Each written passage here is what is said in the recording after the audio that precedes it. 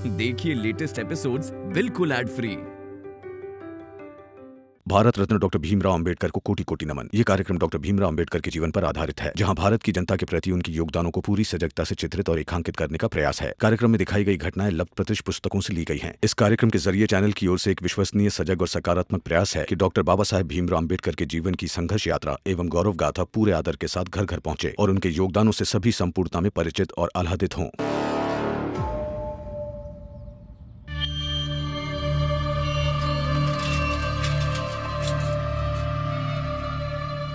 मालिक, मालिक, प्रणाम मालिक, मालिक,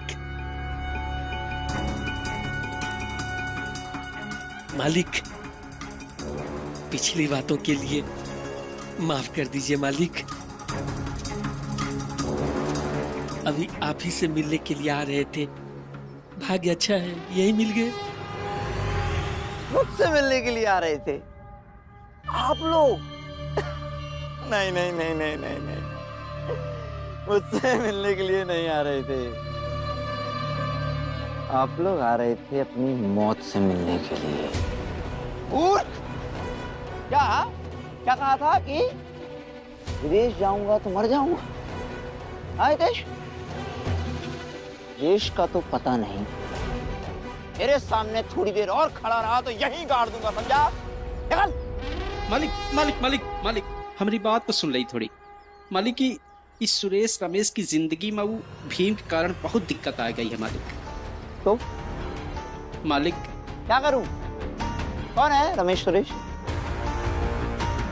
जन कल्याण छोड़ दिया है मैंने आप। अब किसी की कोई मदद नहीं करूंगा मैं। आया था ना, आया था मदद करने तुम लोगों की। क्या किया तुम लोगों ने? उस भीमराव के साथ चले गए, उस भीमराव के सामने बेइज्जत कराया, मुझे जलील कराया। हाँ? एहसान फरामोश। निकलो यहां से और दोबारा शक्ल मत दिखाना अपनी। तुम लोग रुको, मैं बात करता हूँ। मालिक, मालिक, मालिक, मालिक, गुस्सा थूक दीजिए। जो हुआ सो हुआ, और मरने से कौन नहीं डरता है मालिक? मालिक, ये दोनों सगुना भाई के बेटे हैं। जायदाद के नाम पर एक घर है, उस घर का दोनों आपस में बंटवारा करने आए थे। आप बस ये कागज पे अंगूठा लगा दीजिए। ये कैसे कागज है? ये बंटवारे के कागजात हैं।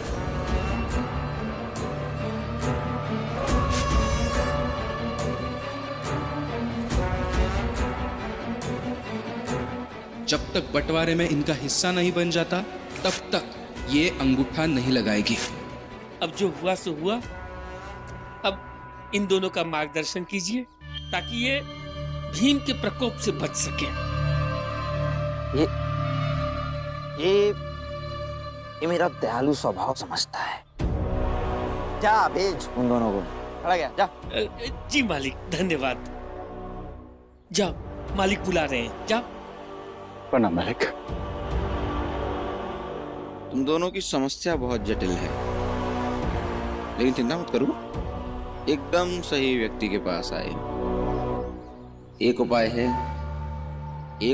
है, बस तुम लोगों को एक छोटा सा काम करना होगा। मालिक, हम जायदाद के लिए कुछ भी करेंगे। जी मालिक। बहुत खूब, तो मार दो बुढ़िया को, मार दो बुढ़िया को और सारा इल्जाम लगाओ उस भीमराव पर। देखते ही देखते सारा खेल पलट जाएगा। क्या हुआ, सांप सूंघ गया क्या? देखो, फैसला तुम लोगों को करना है। लेकिन मालिक, ये रुको, ध्यान से सुनो। या तो जायदाद से संतोष करो, या फिर 2-4 दिन में जाने वाली माँ से। फैसला तुम्हारा है, सोच लो। ले अब एमा हम लोग क्या कर सकते हैं? अब फैसला तो सुरेश और रमेश का ही करेंगे।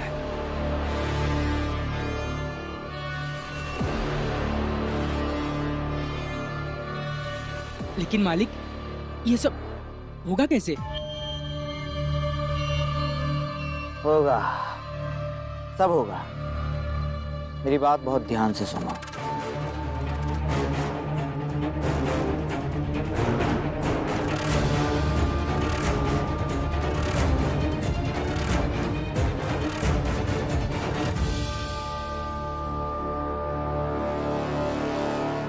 अरे ये दोनों तो बहुत लालची और गंदे लोग हैं भाई। अपनी माँ को मारने के लिए तैयार हो गया। हितेश बाबू, तुम भी अजीब हो। माँ उसकी, जायदाद उनकी, वो चाहे मारे पीटे, हमें क्या करना है? हमें तो बस उस भीम को फंसाना है। मालिक, मालिक जैसा जैसा आप बोला कहेंगे है, वैसा ही हम करेंगे। रमेश, सुरेश, अरे कहाँ गए ये लोग? बिना बताए कहाँ चले जाते हैं ये? कहाँ गए होंगे? दरिया अम्मा, मेरे बेटे रमेश सुरेश को देखा आपने? नहीं तो, लेकिन अभी थोड़ी देर पहले तो यही थे ना। सगुना बाई यही कहीं होंगे, आ जाएंगे। दुखी हो गए क्या? दुखी होके चले गए? भाभी, हाँ चलो खाना बन गया है, खा लो। अरे अरे यही कहीं गए होंगे, आ जाएंगे, घूमने गए होंगे। चलो। कैसी बातें करती हो जीजाबाई? मेरे बेटे हैं वो, कहाँ चले गए हैं पता नहीं, बोल कर भी नहीं गए। अरे उनसे पहले मैं कैसे खा लूं? आने दो उन्हें, बैठकर अच्छे से खिलाऊंगी और फिर खाऊंगी। रमेश, नरोत्तम जोशी जी ने सही कहा है। जायदाद हमारा भविष्य है, 5-6 दिनों की बात है, हैं? चलो, इस बात की तो खुशी है, इसीलिए नरोत्तम जोशी जी ने जो जो कहा है हम बिल्कुल वैसा ही करेंगे। सही कह रहे हैं भैया, आ गया चाल। अब देखिए मैं कैसे योजना के हिसाब से काम शुरू करता हूँ। ठीक है, तुम आगे चलो, मैं पीछे पीछे आता हूँ। अरे सुनो सुनो, कहाँ हो आप लोग? अरे जल्दी सुनो सुनो, भीमराव को कुछ लोग बाहर बहुत मार रहे हैं। हाँ। क्या? अरे क्या बोल रहे हो? कहाँ है?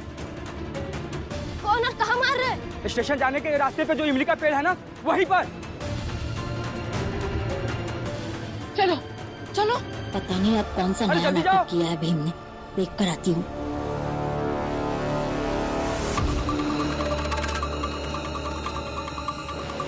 आई, रमेश ने झूठ बोला था। झूठ?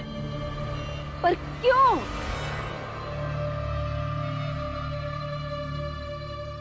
अच्छा, समझ गई। इसलिए सबको यहाँ से भगा दिया ताकि मैं अंगूठा लगा सकूं। अच्छा दे दो, कागज दे दो, मैं अंगूठा लगा देती हूँ।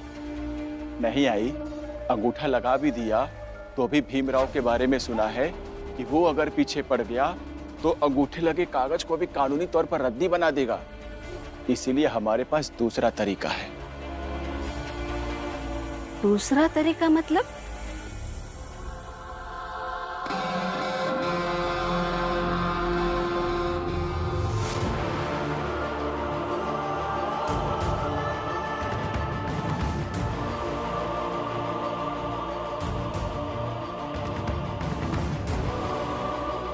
आपने किसी को लड़ते हुए देखा यहाँ पर? भाव, यहाँ कोई झगड़ा हुआ क्या? कोई मारपीट हुई क्या? मैं तो बहुत देर से यहाँ पे हूँ, यहाँ तो कोई झगड़ा नहीं हुआ है। रमा, आप सब यहाँ क्या कर रहे हैं? आप वो सब छोड़िए, अब ठीक तो है ना? आपको कुछ हुआ तो नहीं ना? और कौन थे वो लोग जिनसे आपकी लड़ाई हुई? कौन लोग? कैसी लड़ाई? मेरी किसी से लड़ाई नहीं हुई। मैं तो अपने ऑफिस गया था, वहाँ पे सर नहीं थे तो वापस आ रहा था, फिर रास्ते में बाबा मिले। वो भीम, सगुना बाई के बेटे ने बोला कि तुझे कोई मार रहा है, इसलिए हम लोग भागकर यहाँ पर आ गए। क्या? वो सब कहाँ है?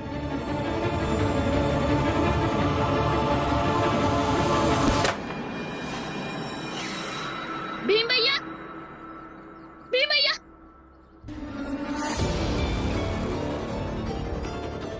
कहीं आप भीम भैया की किताबें तो नहीं जला रहे?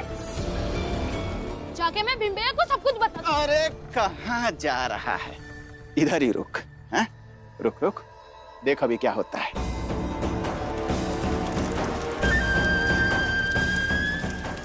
आप ये गलत कर रहे हैं। भीम भैया की किताबें मत जलाओ। चिल्लाता रहे। भीम भैया की किताब मत जलाओ। अरे तेरे भीम भाव की ताकत इन्हीं किताबों में है ना, तो आज इन्हीं किताबों को जलाकर राख कर देंगे। नहीं, ऐसा मत करो। भीम भैया की किताब मत जलाओ।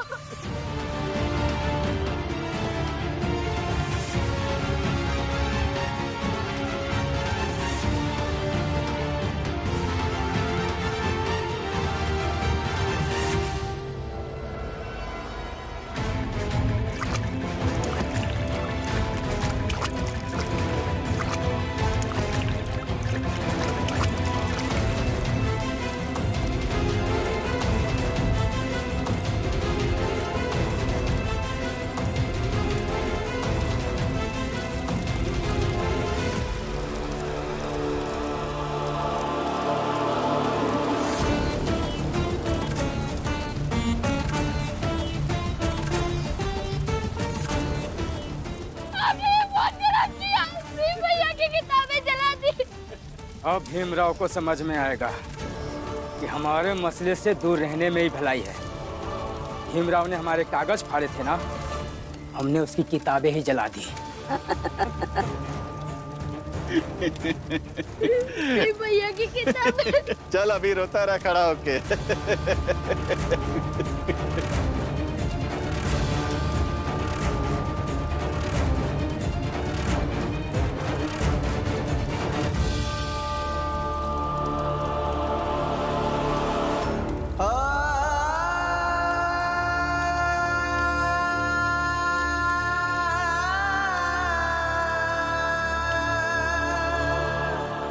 मेरी किताबें ये किसने जला दी? अरे छोड़िए, किसने जला दी मेरी किताबें? नहीं, अरे रुको भीम, छोड़िए मुझे। अरे अब छोड़िए, मुझसे बुरा कोई नहीं होगा, छोड़िए। रमा रुक, पहले भी तेरी सास ने किताबें जलाई थी ना, तभी उसे समझाया नहीं कि दूसरों के मामले में मत पड़े। अब ये जलती हुई किताबें देखकर अपने पति को समझा देना कि दूसरों के मामले में न पड़े।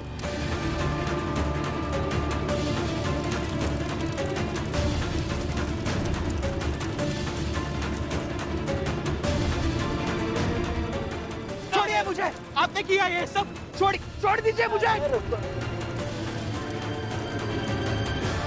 अरे छोड़िए, बाबा मेरी किताबें। भीम, अरे कोई पानी तो लाओ, बुझा दो इस आग को, लाओ।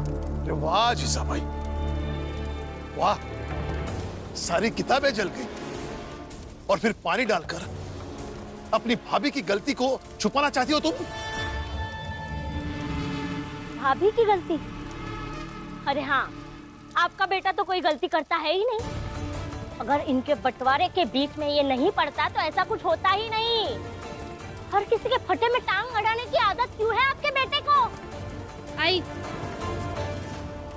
मर्यादा तोड़ने पर मजबूर मत कीजिए। ये छात्रवृत्ति के पैसे से ये किताबें लाई थी, अब फिर से कहाँ से आएंगी किताबें? ये सब पहले सोचना चाहिए था। छोड़ मुझे, छोड़ मेरा हाथ। आपने ही किताबें जलाई है ना, मेरे पति की किताबें वापस कीजिए। कैसे दे दूं? जल गई है। मुझे क्या पता कैसे लौटाएंगे, मुझे नहीं पता, मुझे मेरे पति की किताबें वापस चाहिए। पागल हो गई है क्या? आप पागल हो गई है क्या? फिर क्यों जलाई किताबें? मेरे पति आपकी भलाई कर रहे हैं और आपने उनकी ही किताबें जला दी। मुझे मेरे पति की किताबें दीजिए। रमा, रमा, छोड़ो इनका हाथ। नहीं, छोड़ो रमा, हाथ छोड़ो इनका हाथ।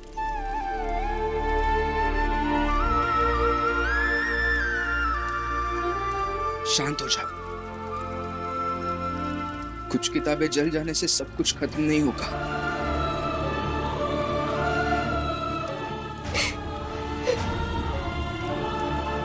कुछ खत्म नहीं होगा।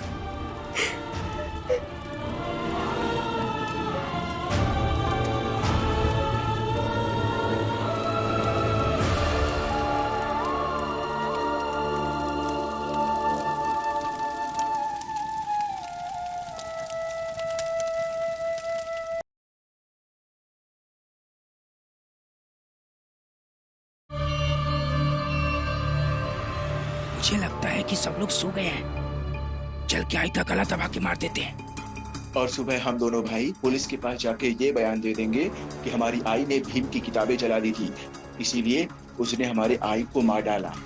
हाँ, चलिए धीरे से।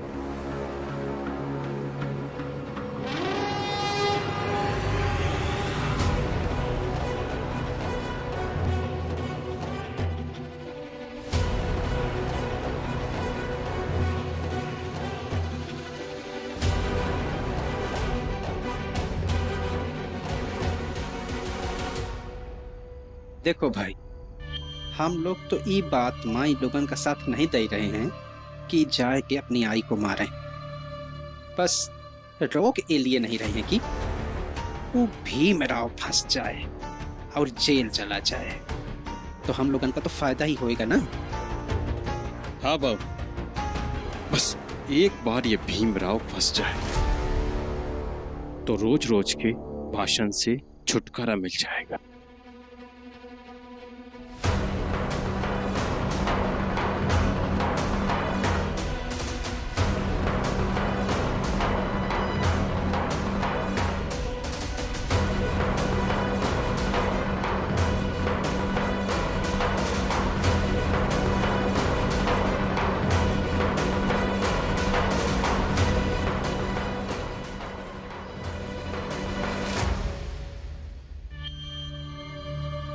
लगता है आई अंदर सो रही है।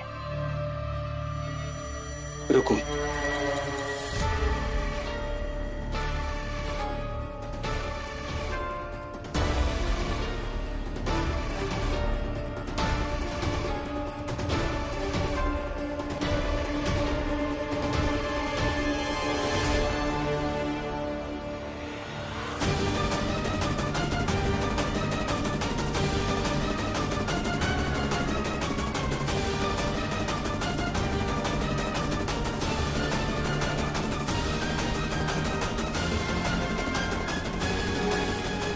भैया जल्दी करो, कोई आना जाए।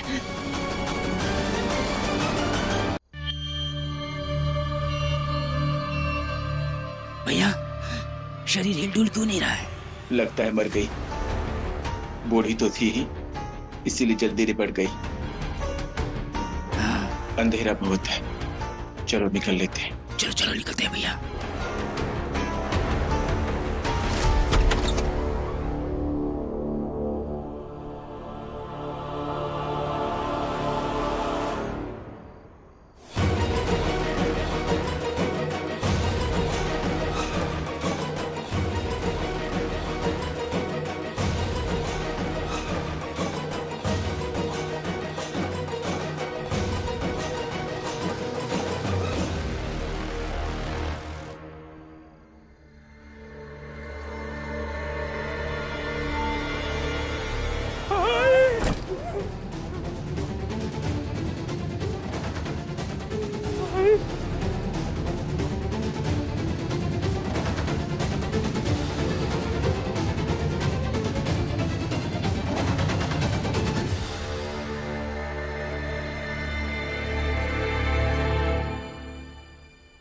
राक्षस पाले थे मैंने, राक्षस जो मुझे ही मारने लगे।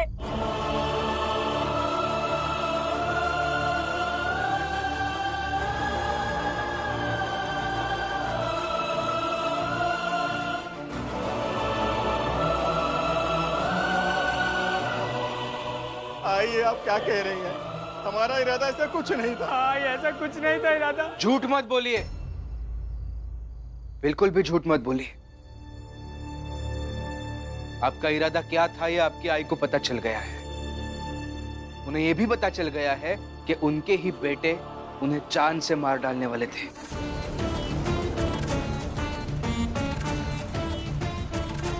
और मुझे तो आपकी योजना पहले ही पता चल गई थी, इसलिए मैंने और रमा ने मिलकर इन्हें वहां से हटा लिया।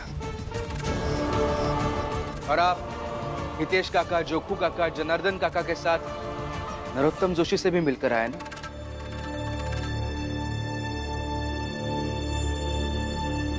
वहां जाकर आपने क्या क्या बात की, ये सब दीपक ने बताया मुझे।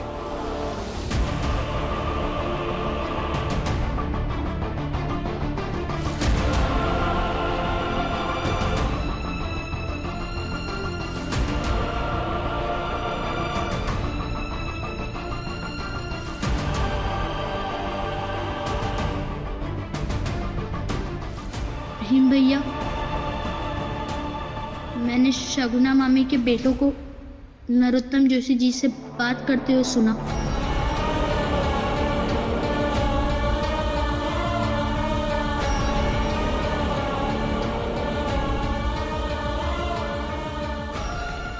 हमें माफ कर दो भाई, आई हमें माफ कर दो भाई, बहुत गलती हो गई आई, बोलो गई आई, हमसे नहीं होगा, आई माफ कर दो।